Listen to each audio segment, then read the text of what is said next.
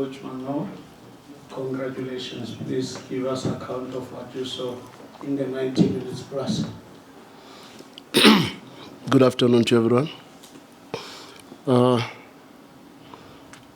I think we started the game quite well. Just when we thought we had control of the game, we considered a goal that I think we lacked a bit of focus at that stage. I have not looked at it again, but what I saw, I thought Ranga was in between my centre backs, and I don't know how it happened because the expectation would have been to at least have one behind him. And it was unfortunate for us to concede that early goal. But like I always say, every cloud has a silver lining, because it is also nice to get a dress rehearsal of a game like this where you are trailing against such a big crowd, against a team that is also doing well at that time, but you are able to keep your feet on the ground. Because I think immediately after we conceded, we then took control of the game again and exploited a lot of possibilities in between the lines. But I think the moment we started to use our width, that's when the game started to open up. I think Tesh is the one who created the first moments with runs on the outside and forcing Miguel into a foul, and Tapel on the other side. Then we had Ike was consistently a threat behind their defense. And that's when we started to look like we can score anytime. And fortunately, we managed to score what I think were very, very good goals from very good movements and dominance at that time. Then the second half, I think we also started quite well. But now we were forced into too many shapes and systems because the opposition was beginning to throw everything. They are a team that relies on their fullbacks and their wingers to put balls into the box. Now we had to change from our 4-3-3 initially. We went into a diamond, and we realized that a diamond was giving a little bit more space into the channels for the fullbacks, and we then brought Modiba in on the outside and Peter on the outside on the other side, just to make sure that we've got wingers that could confront their fullbacks. Then later on, we then asked Peter to sit with their six instead of going to the centre backs. There were moments where Marcelo was caught out of position because at that time we were suffering. They were bombarding us with a lot of diagonal balls and balls into the box. But I think the team responded very well. We managed to, at the end, we decided to bring another centre-back to make sure that at least we've got three in the heart. And now at that stage, we were thinking if there was any way they could get a goal, possibly it could be a set piece. Our thinking now was around making sure that we've got the right numbers to take care of their aerial strength, because they are also proving to be a very strong team on set pieces. And I think that's how the game could be summarized. Thank you, Coach. Mike is Rovi. Your name of your media house, and the question. Your own timer will be done in the next 15 minutes, Coach. Starting with you. Coach, from the Speed Times. Ronaldo puts here, the sixth role today is not quite the same as Tebogo Mokoena, not as dynamic, but he had a great game. But how does he change your system? Because he's obviously not the same type of player. And is it a challenge to use him? Because perhaps he also doesn't release the ball as quickly as Tebogo, but he had a great game today. To be honest, I wouldn't really want to say anything negative about River. Ever since he has played as a six, and he has played as a six for us even in the past. Very, very good player technically. He can use both left and right comfortably. He reads the game very well. One of the best leaders we have in the team. He's not often caught unaware of what is happening around him because he scans a lot. I rate him very highly as a 6. And as a 6, I also don't want somebody who moves a lot and open that hole. I want somebody that is a little bit stable. That's why I prefer to play with 3 central midfielders so that the 8s can confront whatever situation, but the 6 is always a pivot in front of the last line. Debza is a very good player, but he might also even help us as an 8 because his dynamism, his ability to score, his aggression might be even more important for us going forward, but he's also a very good 6 for us. But make no mistake, Rivaldo technically is one of the best players I've ever worked with. So I will always have him in my thoughts because I believe he's very good in his space. But you cannot even compare the 2 players because their profiles are very different. Gentlemen, from News 24, the side coach. You've previously said that it's good for, say, football to have the big 3 doing well because it also rubs off on the national team. What do you make of, in terms of having faced Chiefs now, what do you make of the strides that the team seems to have made this season in the first 3 games compared to what they were last season? To be honest, I think the team looks very good. It looks refreshed. It looks energized.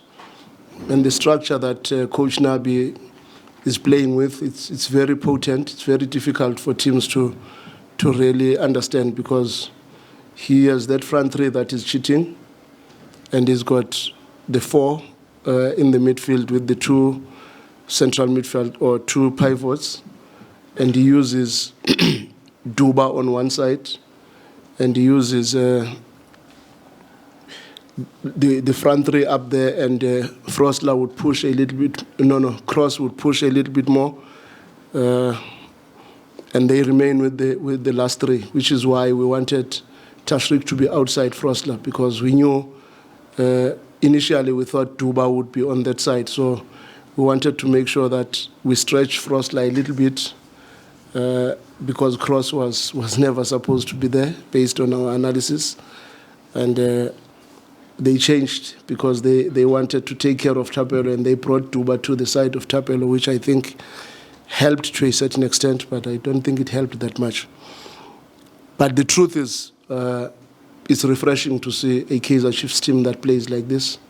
They must look to try to dominate matches more because we cannot, as big teams, always rely on good rest attack and counter attacks. We must also try to really put our foot forward. But I'm very happy with the progress that the coach has made in such a short space of time.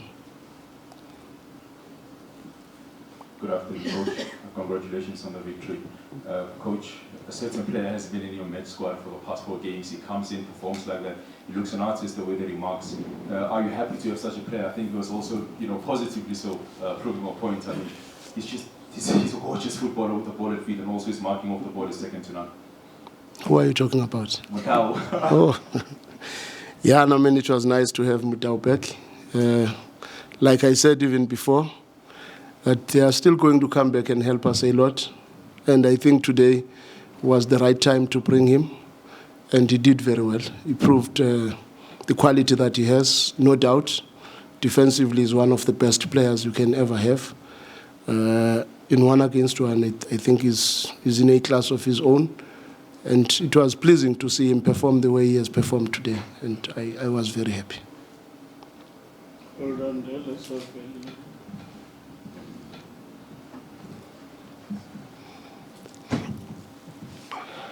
Evening, Coach.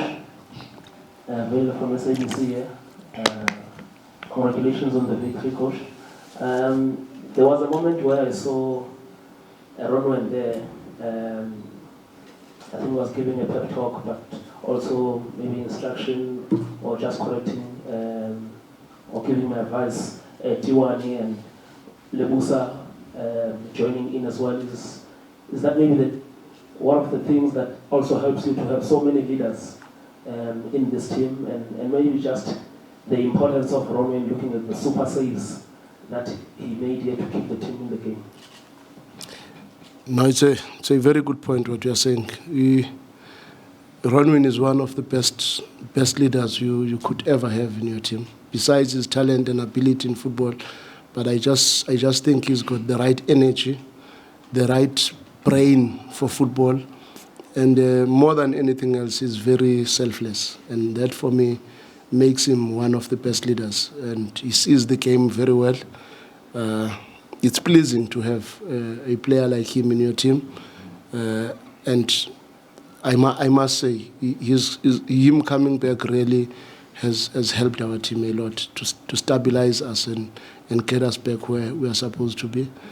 And with regard to the saves that he made, sometimes they say you can't congratulate a fish for swimming, because that's why he's number one. That's why he's highly respected, because he's a very good athlete, very good goalkeeper, and a very good leader overall. Coach, congratulations on the win. You know, there's a saying that goes, if it's not broken, don't fix it. When you came in, you made a number of changes, both on and off the field, and it was a bit baffling to us from the outside, because why would you change a team that was on the brink of invincibility? But given the way you've started, and this win in particular, is it a justification to you say that you were right in changing things up as much as you did? Does it give you that feel-good factor to know that you are on the right track and you are vindicated in your decision? I think it was ignorance from the beginning to think that we have changed anything, because I think we added, we did not change anything. And sometimes when in a society where people jump into conclusions before they even ask, you end up having situations where people think there is something that has happened and yet there is nothing. Because the truth was, we wanted to improve the speed of play, because we were a team that was not strong on transitions. We were a team that was not strong on break attacks. We were a team that did not have maximum width, and we had to improve those aspects because they are fundamentally important to the success of any football club. And because our society has got a lot of people that jump into conclusions and they don't even bother to ask so that they have answers. They immediately use their pen and paper to write whatever they like. So I don't even think I'm vindicated, because I've never changed anything. I've added. I've been in this institution for so many years, and I know what has gone right, what has gone wrong, and I know areas that need to be improved, and also commend the good work that my predecessor did, because there was a lot of work that Rulani did, which is good and is helping the same club that is there now. And if I was stupid or ignorant or having a low self-esteem, then I would go the direction of wanting to change and bring my own things. But I never had that mind, and it was baffling to hear people talking the way they talked. Coach, direction, Coach. What did you make of your team's control, especially in the second half? I think maybe the last 35, especially after you subbed off Temba and Lucas. And in terms of Kaizer Chiefs, how positive they were towards the dying stages. Is that something that maybe caught you off guard, surprised you, given when you look at the first two matches where they were very, very strong in the first half, but not so much in the second half?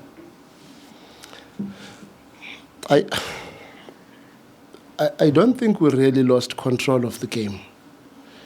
But it's just that there were moments where we got rattled, because they were not a team that plays a lot and shifts us and moves us from one side to the other. But they were a team that was forever looking for that run behind the defense, or that diagonal ball into the box, or that cross, and that, to a certain extent, made them to gain territory, because now they were trying to be as close as possible to the box, which is why I said we had to try and come up with strategies to deal with the double wide of the winger and the fullback that they were bringing, because if the winger could not play the ball into the box, then he brings it back to the fullback and the fullback puts it in. And that is how they played. But even the way they played, I do believe if we were precise enough, we could have caught them nicely with some very good counterattacks. We are unfortunate not to utilize the moments we got, because I think we got very good moments that could have just killed the game off. But because they kept the momentum and the scoreline was only 1 goal up, now you have to tread carefully as a coach and say, in your mind, there should also be an element of thinking of closing it. And that's what we thought in the latter stages when we even brought Rushin to say, because now this game is clumsy. We rather look at possibilities of closing it, because on set pieces they might cause us a lot of harm. Last one, closing Mazola. Okay.